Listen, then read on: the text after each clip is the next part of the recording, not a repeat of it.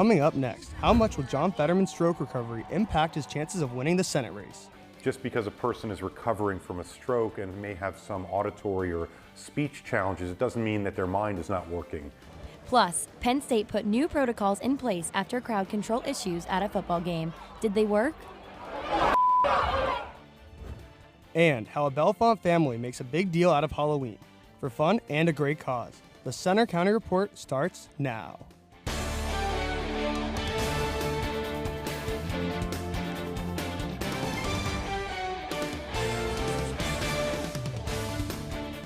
Good afternoon, I'm Samantha Saucier. And I'm Matt Noah. Thanks for joining us for the Center County Report. Our top story, Election Day is 1 week from today, and while mail-in voting is already in full swing, the campaigning continues across the state.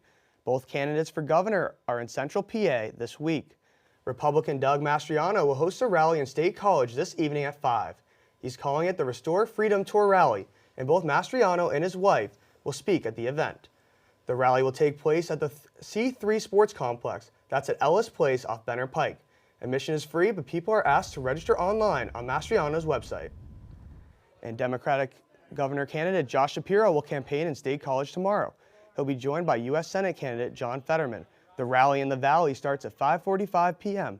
outside Old Main on Penn State's main campus. Shapiro's running mate Austin Davis will also be there to speak. The rally is free to attend, but people are encouraged to register in advance. Turning to the Pennsylvania U.S. Senate race, polls are showing a tight fight between Democrat John Fetterman and Republican Dr. Mehmet Oz. Fetterman's recovery from a stroke and whether it'll affect his chances to win is a key topic after their debate last week. Renata Dow has more. U.S. Senate candidate John Fetterman is still recovering from a stroke back in May. TV viewers saw that firsthand as he debated Mehmet Oz in Harrisburg. I do support fracking, and I support fracking, and I stand and I do support fracking. Seeing him struggle to speak has some voters worried that he may not be fit for office if elected. I judge based on what I see, and what I see is a guy who is clearly not as articulate as he was before the stroke. Fetterman released a doctor's note last month that read, "The lieutenant governor is recovering well from his stroke, and his health has continued to improve. He has no work restrictions and can work full duty in public office." State College Mayor Ezra Nance has worked with Fetterman since he ran for lieutenant governor, and he says quick action by Fetterman's wife when the stroke happened was critical. Thankfully, Giselle had the presence of mind to get him to care quickly, and that made a big difference. To Nance, Fetterman's fit to serve. Just because a person is recovering from a stroke and may have some auditory or speech challenges, it doesn't mean that their mind is not working. Before the debate, many voters didn't realize the difficulty Fetterman was having with speaking and processing thoughts. He used closed captioning during the event. Doing that debate wasn't exactly easy. But some voters believe he was still able to deliver his ideas well. His doctor cleared him, and he seems to be in much better shape than a lot of other people in the Senate. The debate intensified the focus on his stroke recovery. But Fetterman says it's just another challenge he's trying to match. After that stroke, I got knocked down, but I got back up. I'm Renata Dow for the Central County Report. My goodness. For next Tuesday's elections, the polls will be open from 7 a.m. until 8 p.m. Now let's take a look at the races we'll be covering on election night here in Center County. In the U.S. Senate race, it's John Fetterman against Dr. Mehmet Oz. Fetterman has served as lieutenant governor for the past 3 years and was mayor of Braddock for 13 years. Oz is the son of Turkish immigrants and graduated from Harvard and the University of Pennsylvania. He's a retired surgeon and TV personality. In the District 15 U.S. congressional race, it's longtime Republican incumbent Glenn Thompson taking on challenger Michael Mosevich. Thompson is from Bellefonte and was first elected to Congress in 2008. Mosevich lives in Lewisburg, graduated from Juniata College and Bucknell, and was the mayor of Lewisburg in the 90s. In the governor's race, Democrat Josh Shapiro is up against Republican Doug Mastriano. Shapiro has been Pennsylvania's Attorney General for the past 5 years. Mastriano is a retired military officer who served in the state Senate since 2019. Now to the state house races. In District 77, the incumbent is Democrat Scott Conklin. He's challenged by Republican Steve Yetsko. Conklin is a Rush Township resident and was first elected in 2006. Yetsko has lived in Centre County for more than 20 years. He graduated from Penn State and has volunteered with the Boy Scouts and youth sports. In State House District 82, Democrat Paul Takak takes on Republican Justin Behrens. Takak has lived in Centre County for over 20 years. He has served on the College Township Council. Behrens is a licensed social worker and he's an Army veteran who served in Iraq. And in State House District 171, Republican incumbent Carrie Benninghoff is challenged by Democrat Robert Ziegler. Benninghoff was first elected in 1996 and is a current House Majority Leader. He lives in Bellefonte. Ziegler was born in Franklin County and now lives in Millheim. He served on the Borough Council since 2018. Next week's election will feature new congressional and state legislative district lines in Pennsylvania. That will be in place for the next decade. Anna Meyer has more details. Every 10 years, new census data is used by states to redraw their congressional and state legislative districts. It's a sometimes long and painful process that can lead to court fights. Pennsylvania's new congressional map, chosen by the state Supreme Court, eliminated one Republican district, but other than that, doesn't make major changes to the state lines. Pennsylvania lost one congressional seat overall. Earlier this year, the State Legislative Reapportionment Commission voted to approve new state house and Senate maps. State Representative Scott Conklin of Centre County says the fight for any toss-up districts is key to the power balance. Those three leaning seats are those toss-up seats. That's whether the Republicans or the Democrats will control the agenda. See, in the House and in the Senate, the leader of the majority party controls the agenda. With the election right around the corner, these new district lines could potentially change the outcome by shifting the power from a Republican control to Democratic. Redistricting has 6 general criteria under the state constitution to be approved: compactness, contiguity, equal population, preservation of existing political communities, partisan fairness, and racial fairness. Doing so, we were able to make what I believe for the first time since the politicians were involved in it, the fairest redistricting process, not only for the House but also for Congress. It may not have been what everybody wanted, but it's a map that everybody can live with. Others wonder what redistricting could mean for their representation. I am a little nervous about the election, like the results, just because as a woman, I know my reproductive rights are kind of on the line here in Pennsylvania. I know it's a swing state, so that's why I came to vote. Kate Heinzel is from State College, says she is happy that the state redistricted, but still is nervous for the future. I'm excited with the redistricting because it allows for more possibility for new candidates with new ideas to come in. I am nervous that we are going to move less democratic in the large sense of what it means to be a democracy. With many races too close to call this year, no matter how areas are redistricted, it will ultimately be up to voters and voter turnout.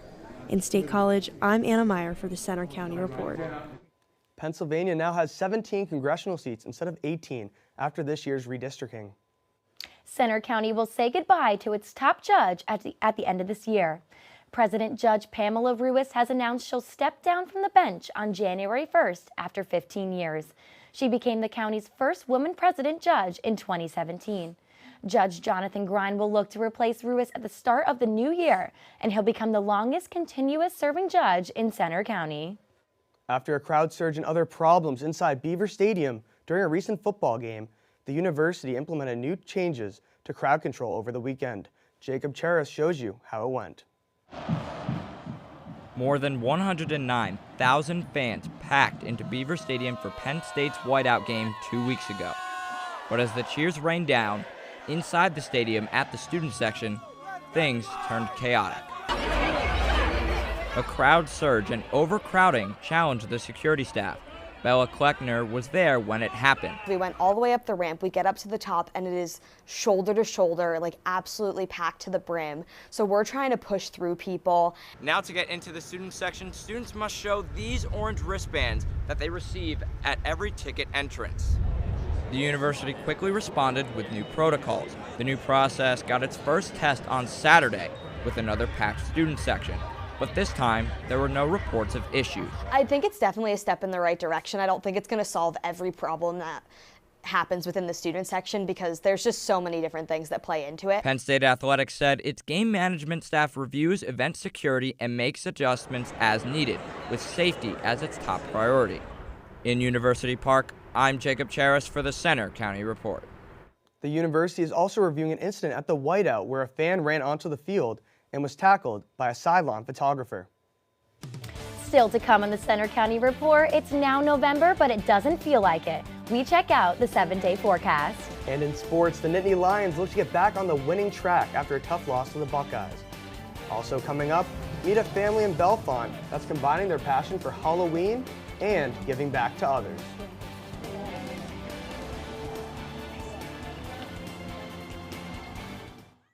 So, I'm kind of new here, but I've noticed a trend. My human does this funny thing where she goes around and gets all my toys, and then she hides them in that basket by the door. You know, but it's always the same basket, and it's always in the same place. And then she acts so surprised when I find them, but, you know, she's putting them in the same basket. Again. It's like, hello, that's where you put it last time. You were the worst at hide and go seek.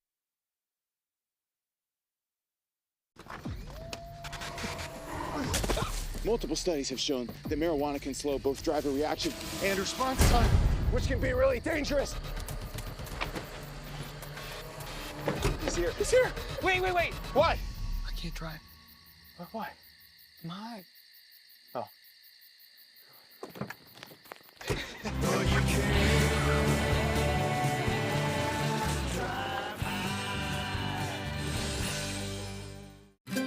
Stream the best of PBS on any device with the PBS Video app. All your favorite drama, history, science, news, and documentaries, all in one place. Watch your PBS station live or catch up on the shows you missed. Discover new favorites from PBS and locally produced shows from your station. Get the PBS Video app now and stream the best of PBS anytime, anywhere. We care about things that affect the lives of every American. We are there at the front line to get to the heart of what really matters in every issue. This country has not seen this in 80 years. This extraordinary moment in American history. You're making such a huge impact. Trust is at the heart of what we do.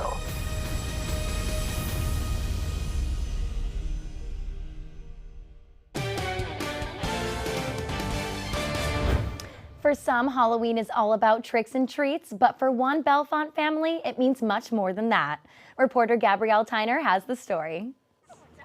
Nancy Saxton Maddie has always had a love for fall and Halloween. She and her family started building their Halloween display in August, which showcases a massive 12-foot tall skeleton they named the Big Lebowski.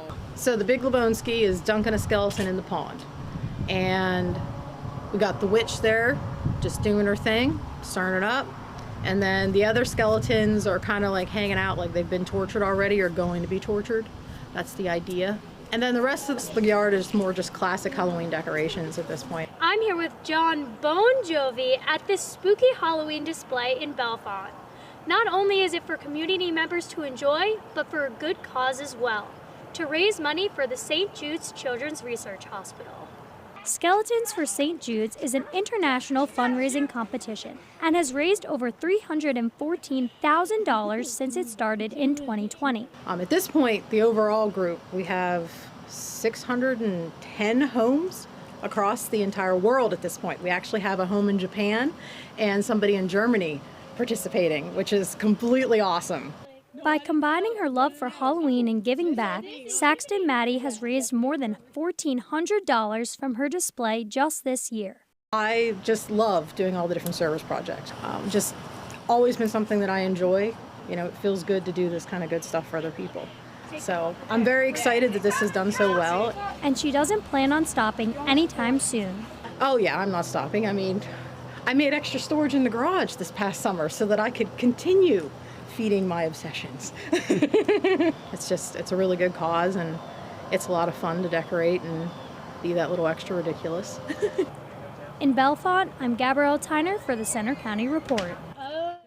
This year, Saxon Maddie won the Best Skeletons for St. Jude's Sign Display Contest. She plans to start setting up her Christmas display the day after Thanksgiving.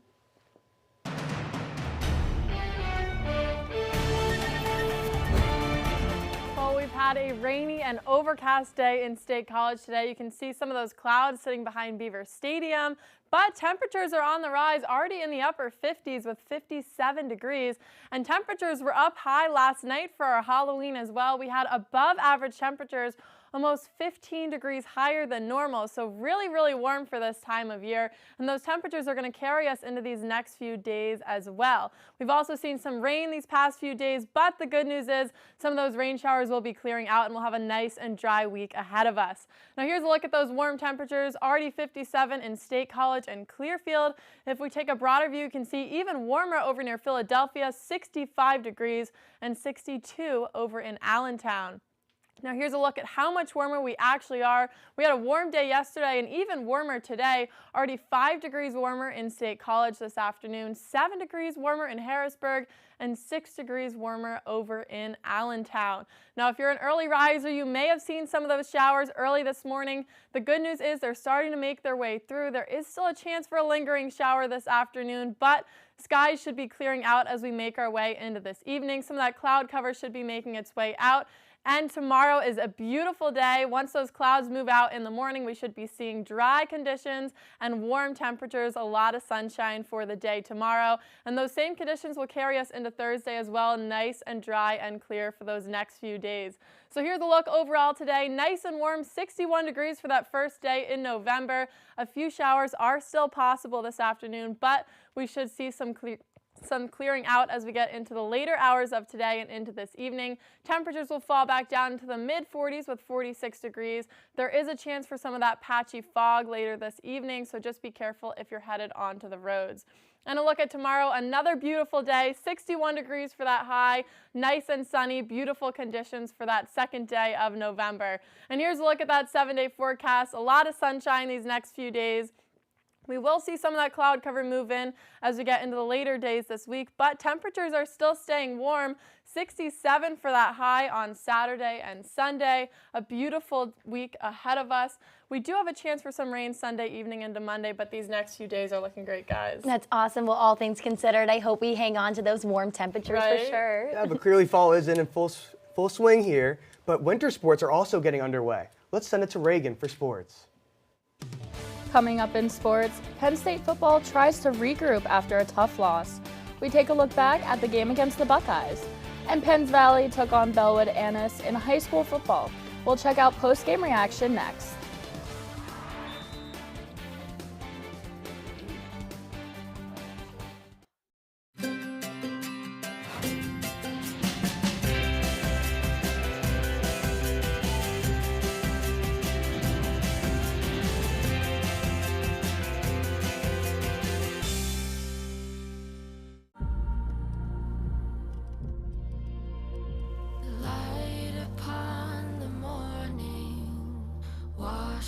My skin, think it's time I find my place here. Fasten your seatbelt. You're taking my breath away.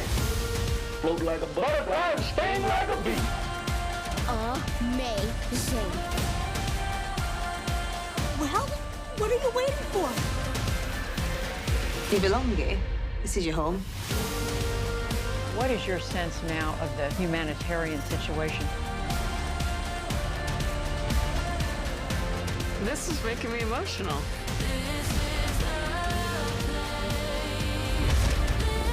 This experience I'm going to carry with me the rest of my life. I'll always be so grateful for everything you did for me.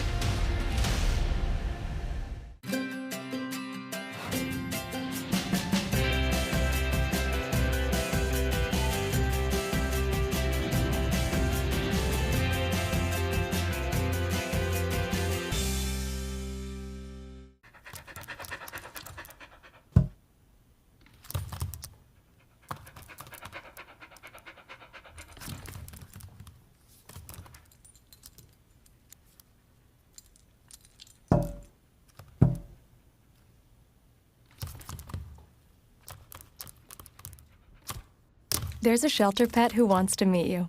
Meet one today. Visit theshelterpetproject.org. Adopt.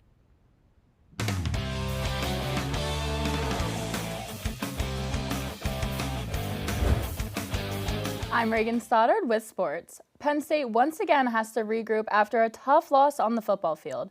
This time, it was against Ohio State at home on Saturday. Luke Brown reports. The Nittany Lions lost in a heartbreaker to the Buckeyes 44-31 on Saturday. Penn State gave Ohio State their toughest battle of the season yet, despite some brutal mistakes on offense. Penn State's first 2 offensive drives ended in Sean Clifford interceptions, while the defense held its own against the Buckeyes. With minimal action in the third quarter, Penn State was able to take a 21-16 lead in the fourth thanks to Nick Singleton. But then the Buckeyes came steamrolling back. They scored a touchdown on each of their next 3 offensive drives and added a late pick 6 to finish the game on a 28-10 run. You can't turn the ball over that many times against that type of opponent and think you're going to be successful. We were in the game for the majority of it, and then this football turn of events, kind of momentum swing, and they converted on it. So, kudos to Ohio State. They played really well. Ohio State has now won their last 6 games against Penn State. In University Park, I'm Luke Brown for the Center County Report. Saturday's game at Indiana kicks off at 3:30 p.m. and you can listen live on Penn State Com Radio with our broadcast team in Bloomington. In high school football, State College now looks to the playoffs after ending the season unbeaten at 10-0. And our After the Whistle game of the week saw Penns Valley crush Bellwood Annis 42-0. Reporter Jude Wozniak has more on that game. It may have been senior night for the Bellwood Antis Blue Devils, but for the Penns Valley Rams, they decided to play spoiler tonight. For the Rams, it was the offensive line dominating in the trenches, which led to big play after big play. Our O-line. They came out, big plays, and then just gave me the time I need to get the ball to our playmakers, and we're just putting points on the board right away. For senior Miles Brooks, he has the confidence in his speed and playmaking abilities to always get the job done. Speed kills, and that's what I like to do. I like to get out in space and just make plays and put us in a better position to win. After a dominant showing by the Penns Valley Rams on the road, Coach Martin Tobias and his players will play the waiting game to see who they have up next in the playoffs. Well, honestly, until tonight, I hadn't really thought about the playoffs or even looked at it, so I don't know what the situation truly is. I just know that we've got some momentum going into the playoffs, and we want to keep riding that. 2 weeks ago, the Rams picked up a huge victory against the Tyrone Golden Eagles when they scored 3 touchdowns in the fourth quarter to mount a comeback. Ever since then, they've ridden that momentum that Coach Tobias is talking about. You can see highlights and post-game reaction from high school games across Central PA on our After the Whistle show, Fridays at 11:30 p.m. on your YouTube channel. Penn State men's hockey returns home for a series against Michigan later this week. They're off to their best start ever at 8-0. The Nittany Lions are coming off of a sweep of Wisconsin in the first Big Ten series of the year. Penn State is now the only undefeated team in college hockey, and goaltender Liam Soulier collects his first career shutout over the weekend. And in pro sports, the Philadelphia Phillies are back home tonight for Game 3 of the World Series. It was originally scheduled for last night, but postponed because of rain. The series is tied 1-1. That's all for sports. Now back to you at the anchor desk. Thanks, Reagan. Coming up next, they're rolling out the red carpet for an annual event in Center County. Find out what's bringing filmmakers from around the nation to State College and Phillipsburg.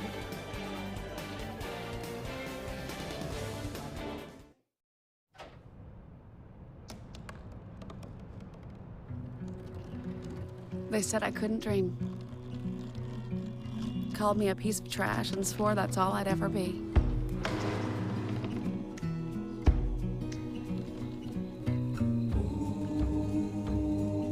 Said a bottle couldn't see the ocean.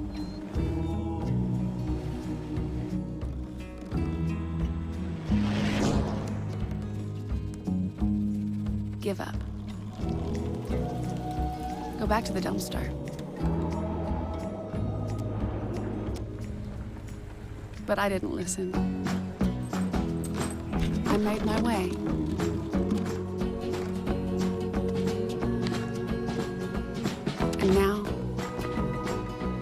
what I've always wanted to be.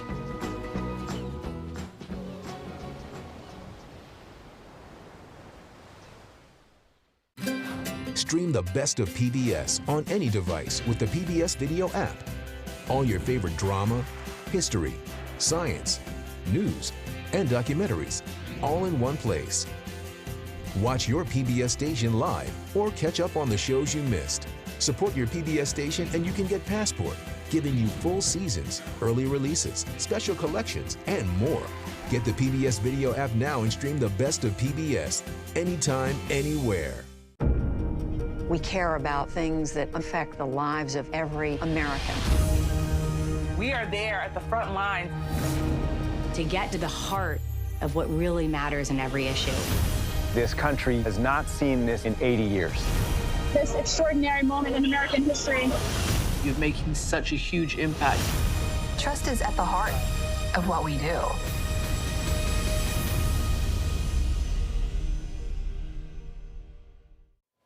It's a big week for the arts in Central PA. The Center Film Festival kicked off last night in State College, and reporter Anna Meyer was there. It's the 4th annual Center Film Festival and the first in-person event since 2019. Co-founded by Penn State professors Pearl Gluck and the late Kurt Chandler, the event aims to bring top-notch films to the area and inspire filmmakers and audiences. Comedy to horror to international films. Honestly, there's something in there for everyone. I'm standing in State Theater where the Center Film Festival will be premiering tonight. Filmmakers and actors will get to walk the red carpet and showcase their work to Central PA locals. People entered the State Theater for Monday's premiere. With entries from high school students to industry professionals, it's an opportunity to display work for a large audience. This is our chance to actually showcase our work and all of our hard work and just kind of empower everybody. It's a really incredible opportunity to see films that that have already been shown in some of the best festivals in the world. Those attending were excited to connect with film enthusiasts and understand the importance of the festival. It's a wonderful way for us to celebrate the arts right here in Center County. The festival will be taking place for the rest of the week with attendees voting for the winners. In State College, I'm Anna Meyer for the Center County Report. And I had a chance to go to opening night, and it was a lot of fun, Sammy. That's awesome, and events are actually happening all week as well. And on that note, that will be all for our newscast today. We hope you'll join us Friday for our next local news update. You can follow us anytime for breaking news and watch our stories on our Center County Report social media. You'll find us on Twitter, Facebook, Instagram, YouTube, and our website. Have a great afternoon.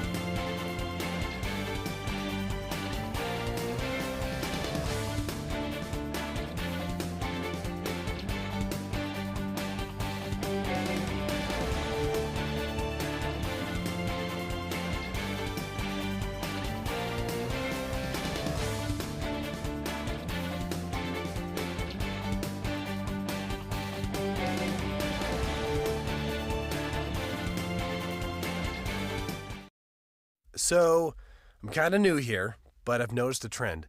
My human does this funny thing where she goes around and gets all my toys, and then she hides them in that basket by the door. But it's always the same basket, and it's always in the same place. And then she acts so surprised when I find them, but, she's putting them in the same basket. Again. It's like, hello, that's where you put it last time. You were the worst at hide and go seek.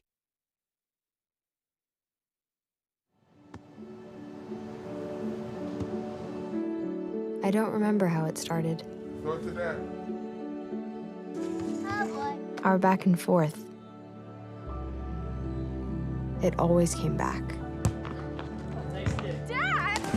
You probably don't remember what you told me, That was perfect. but I heard every word.